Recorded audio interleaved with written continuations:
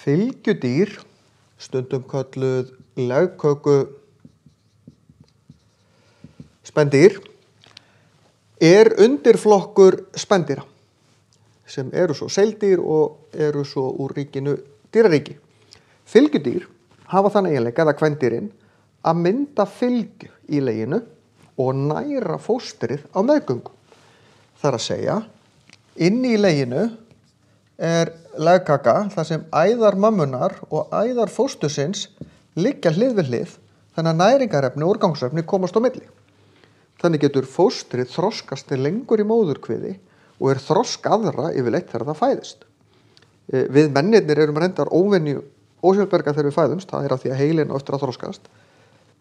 En mörg fylgjudýr eru tilbúin að hlaupa bara með hjörðinni, svo grasbítar margir hverjir strax frá fyrsta degi. Enda, ef að það þyrfti að stoppa og hlúa að einhverjum unga í einhverja daga eða vikur, það yrði vesen fyrir hjörðina.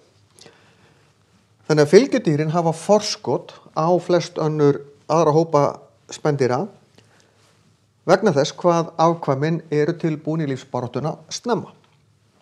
Ef þið skoðið hérna fyrir neðan á síðunni þá er ég búin að flokka fylgjudýr í ættbálka. Það er stóra letrið sem þið sjáuð á síðunni og síðan í ættir. Það er minna letrið sem þið sjáuð á síðunni. Þið getur svo flett bara upp á netinu hvernig dýr raðast svo upp í ættkvíslir þar fyrir utan. Það er þó mikill texti fyrir að flokka það. En furðudýrin eru náttúrulega skilgreindir í tegundir í myndböndunum hverja tegund fyrir sig. Þannig að þið getið skoðað mismunandi ættbálka, mismunandi ættir og það er alveg hægt að nota þetta til þess að skoða mismunandi ættkvíslir líka.